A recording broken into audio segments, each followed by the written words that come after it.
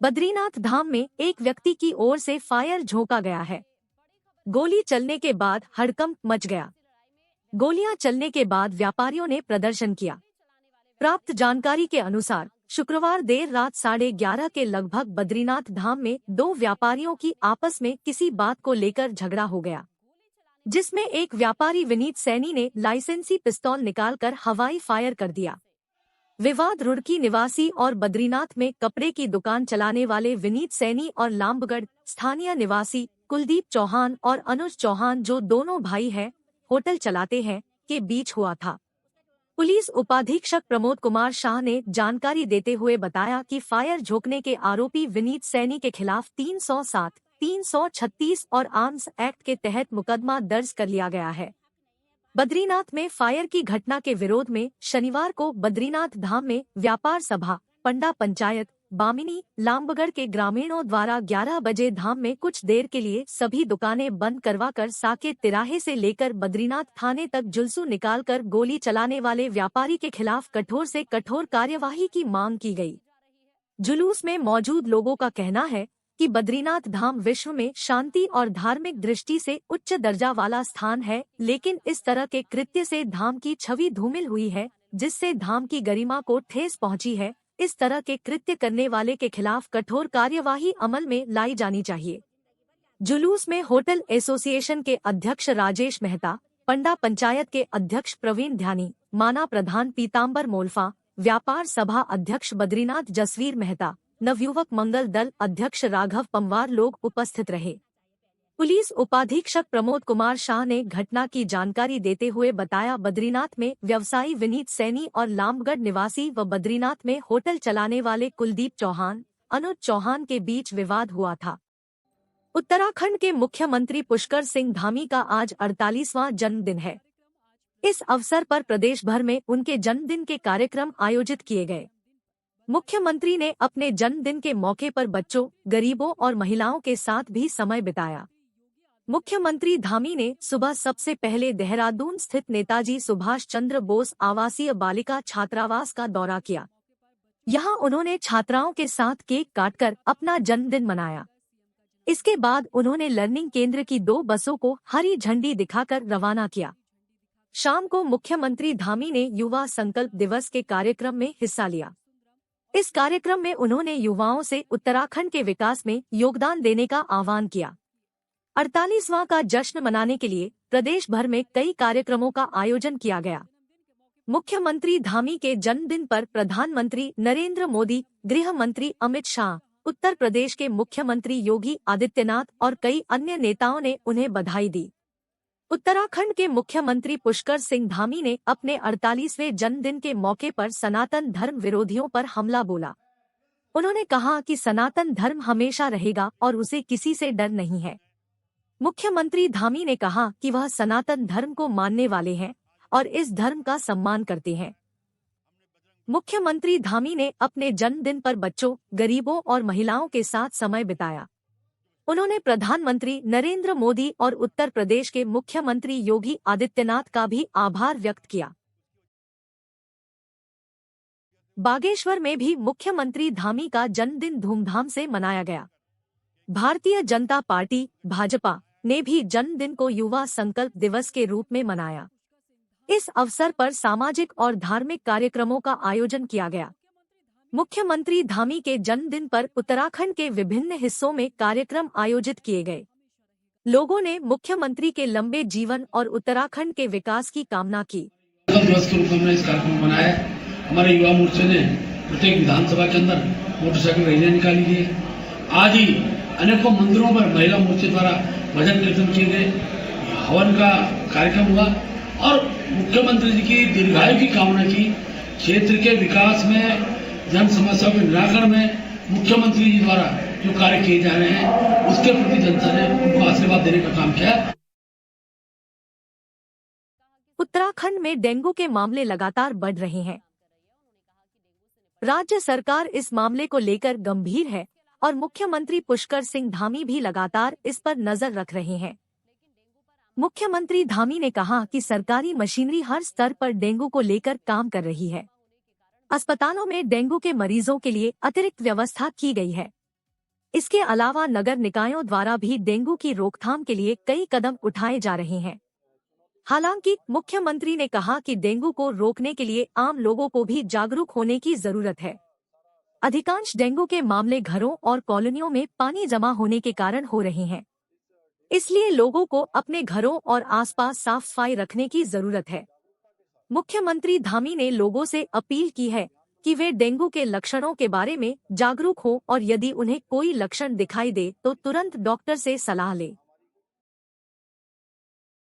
Dengue चूंकि एक बड़ी चुनौती के रूप में हमारे सामने है, हम सब लोग मिलकर, हमारे सभी कार्यकर्ता, हमारे जनप्रतिनिधि के लोग, हमारे सभी लोग मिलकर, हमारे विधायकगण इस डेंगू से पार पाने के लिए काम कर रहे हैं। मैं सभी से अनुरोध करता हूं कि जागरूकता के साथ सभी को इस काम में लगाना है, इस अभियान में लगाना है। सरकारी तंत्र जहां काम कर रहा है, सब लोगों को भी कहीं न कहीं आगे आकर इस डेंगू जैसी महामारी को हम सबको मात देने का संकल्प लेना है।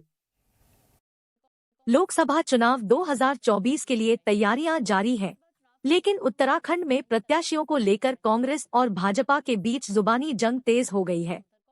भाजपा प्रदेश प्रवक्ता वीरेंद्र बिष्ट का कहना है कि कांग्रेस पार्टी को खोजने पर भी प्रत्याशी नहीं मिल रहा है। कांग्रेस लोकसभा चुनाव की तैयारियों में कहीं से कहीं तक की नजर नहीं आ रही है। बिष्ट ने कहा कि भाजपा सभी लोकसभा सीटों पर जीत का दावा कर रही है। उधर कांग्रेस इस बात का दावा कर रही है कि जिस तरह बागेश्वर उपचुनाव कांग्रेस ने बीजेपी को कड़ी टक्कर दी, उसी तरह कांग्रेस लोकसभा चुनाव में भी बीजेपी को टक्कर देगी। कांग्रेस ने भाजपा के इस बात को लेकर भी जवाब मांगा कि बीजेपी बताए कि उसके पास कितने प्रत्याशी हैं। भारतीय जनता पार्टी ही इन 5 लोकसभा सीटों को एक तरफा जीतने वाली है। कांग्रेस के पास तो अभी प्रत्याशियों की सूची भी नहीं है, उनको तो मालूम भी नहीं है उनके पास कौन प्रत्याशी रहने वाला है, कौन आने वाला है। तो कांग्रेस तो इसी उहापोह में है। उसका संगठन आप देख रहे होंगे, कहीं लोकसभा की कोई तैयारी नहीं है, कहीं सम्मेलन नहीं है, कहीं बैठक नहीं है, कहीं कार्यकर्ताओं के साथ संवाद नहीं है। ये तो बता दें पहले, भाजपा पे कितने प्रत्याशी हैं बता देना। किस तरीके से कल टेहरी लोकसभा की बैठक हुई थी, महारानी का कितना बड़ा विरोध हुआ और निशंक जी को बैरंग जाना पड़ा था हरिद्वार में। लोग पीछे पड़ गए थे, पथराव करने लग गए थे। इनके तो उम्मीदवारों को जनता खदेड़ ली, हम नहीं खदेड़ ले, और भाजपा के लोग गलतफहमी में हैं। पहले ये बता दें उनके कैंडिडेट कौन से हैं। हम तो 1 मिनट में कैंडिडेट दे देंगे उनको, जैसा बागेश्वर में कैंडिडेट दिया उससे मजबूत कैंडिडेट हम लोकसभा में देंगे। हल्द्वानी में सड़कों की खस्ता हालत को लेकर लोगों में रोष है। प्रांतीय उद्योग व्यापार मंडल की युवा इकाई ने शासन प्रशासन को 15 दिन का अल्टीमेटम दिया है। उन्होंने कहा कि अगर इस अवधि में सड़कों की हालत नहीं सुधरी तो आंदोलन किया जाएगा। कांग्रेस भी इस मामले में मुखर हो गई है। विधायक सुमित हृदेश के नेतृत्व में कांग्रेस कार्यकर्ताओं ने एसडीएम कार्यालय पर प्रदर्शन किया। उन्होंने शिक्षक की मौत के लिए प्रशासन और सरकार को जिम्मेदार ठहराया।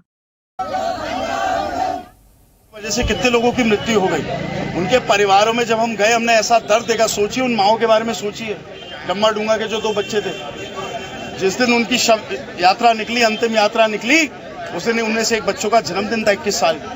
सोचिए उस पति के बारे में जिसकी पत्नी की मौत हो गई गड्ढों से डम्मा डूंगा में, और 1 महीने बाद पति की गम से मौत हो गई। सोचिए उन परिवार के बारे में, बीएसएफ से रिटायर्ड जो शिक्षक अभी 2-3 दिन पहले जिनकी मृत्यु हुई, जीवन प्रकाश पंजी की, पूरा स्कूल जिनसे इतना प्रेम करता था, उनकी शिनाख्त होने तक में 12 से ज्यादा घंटे लगे।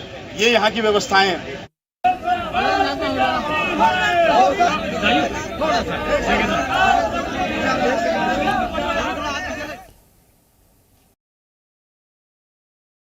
अब देश की सुरक्षा में महिला जवान भी तैनात होंगी। चमोली के नीति के पास भारत चीन सीमा पर स्थित आईटीबीपी के गमशाली चेक पोस्ट पर अब महिला जवान भी तैनात होंगी। पहले इस चेक पोस्ट पर केवल पुरुष जवान ही तैनात होते थे। गमशाली चेक पोस्ट भारत चीन सीमा पर 11,000 फीट की ऊंचाई पर स्थित है। यहाँ साल के 12 महीने बर्फबारी होती है और सर्दियों में तापमान -40 डिग्री सेल्सियस तक पहुँच जाता है। इस कठिन परिस्थिति में भी महिला जवान देश की सुरक्षा का दायित्व निभाएंगी। गुजरात, छत्तीसगढ़, अरुणाचल प्रदेश और बिहार सहित देश के विभिन्न राज्यों की महिला जवानों ने इस चेक पोस्ट पर तैनात होने के लिए कड़ी ट्रेनिंग ली है। महिला जवानों की तैनाती देश की सुरक्षा के लिए एक महत्वपूर्ण कदम है। यह दिखाता है कि भारत की महिलाएं किसी भी चुनौती का सामना करने के लिए तैयार है। यह महिला जवानों के लिए भी एक उपलब्धि है। वे दिखाएंगी कि महिलाएं भी पुरुषों की तरह ही मजबूत और साहसी होती है। उत्तरकाशी के विकास खंड नौगांव में प्रस्तावित बीडीसी की बैठक में कई विभागों के अधिकारी नदारद रहे। इससे नाराज जनप्रतिनिधियों ने हंगामा शुरू कर दिया। जनप्रतिनिधियों का कहना था कि जब जिम्मेदार अधिकारी बैठक में मौजूद नहीं रहेंगे तो फिर बैठक कैसे हो सकती है। इसलिए बैठक से नदारद जिम्मेदार अधिकारियों के खिलाफ कार्रवाई होनी चाहिए। बैठक में मौजूद मुख्य विकास अधिकारी गौरव कुमार ने कहा कि अधिकांश विभागों के जिम्मेदार अधिकारी बैठक से नदारद रहे।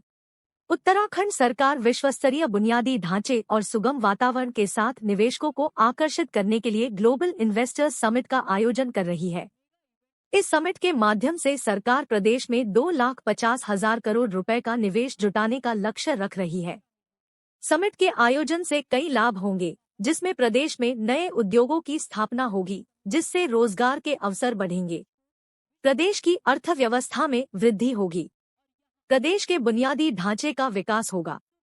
प्रदेश की छवि एक निवेश सुरक्षित राज्य के रूप में बनेगी। हाल ही में दिल्ली में हुए ग्लोबल इन्वेस्टर्स समिट के कर्टन रेजर कार्यक्रम में उत्तराखंड को 7,200 करोड़ रुपए का निवेश मिला है।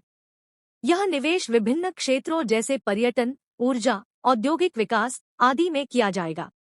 मुख्यमंत्री पुष्कर सिंह धामी का कहना है कि ग्लोबल इन्वेस्टर्स समिट प्रदेश के विकास में गेम चेंजर साबित होगा।